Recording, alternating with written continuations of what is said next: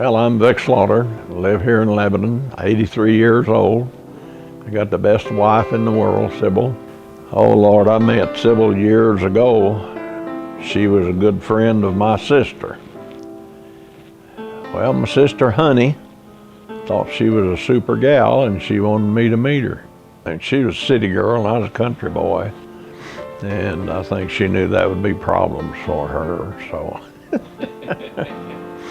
I was born in a little old town, well, I was born in Kennett, Missouri, but that was just at my grandmother's house, and we were living in Zenith, S-E-N-A-T-H. Lived on a farm. We had a outhouse and a path, just like everybody else did. And we didn't have electricity till right before World War II. So I remember all that stuff pumped, and my dad finally, he was a pretty smart guy. We drove pumps down there. He didn't have to go very deep with them. And he drove the pump in the kitchen. So my mother didn't have to go out on the porch or anywhere else to pump water. She could pump it right in her sink.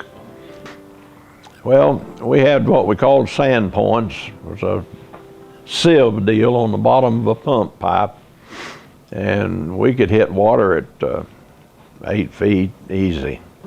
Yeah, I'd just put a cap on it and take a sledgehammer and drive the thing down and put another link on it, and about 2 links, I think, and you were, I maybe taking 3 to get it up high enough, but you had a pump. You could pump water.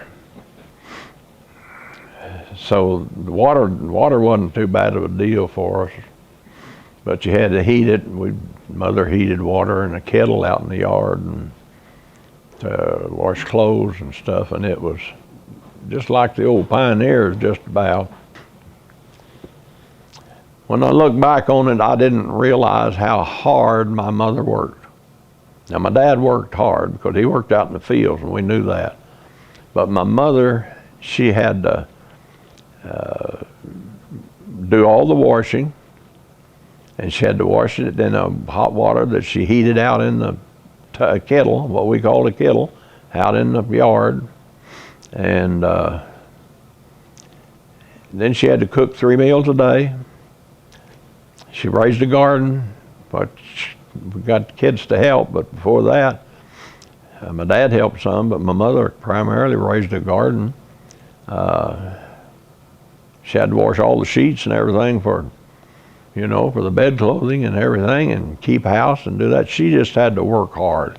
And I didn't really realize that until way late. I mean, she was still alive when I realized she had worked so hard. The women went to town and did shopping, primarily on Saturday. That's when our shopping day was.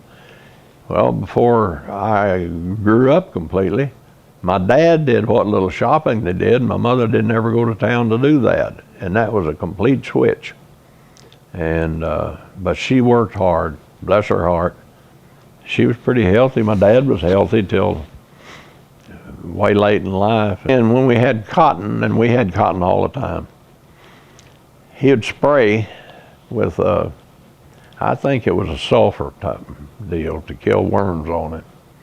And he'd spray other people's. He'd hire out, just go spray for them. There was a big old tank deal set on the back of an F-20 tractor. My dad had come in a lot of time and he couldn't bend his hands because they'd swelled up so big that he just couldn't bend his hands. And I remember that of him, and then he'd say, "Is there any stumps?" We still had stumps down there where we cleared the land. "Any stumps in this field?" "No, Rudy, there's no stumps." Boy, he'd be wind up and go down through the field, and the rear wheel would hit one of those and spin that tractor completely around. And it's a wonder he hadn't been killed. But I remember that. The other thing I remember, we had a ditch that went down in the field, a big drainage, what we call ditches, man dug. And he'd go down there, and sometimes after work, and he'd catch bass and stuff. And later years, he said, "I don't know why I never took you all fishing." He never took us fishing.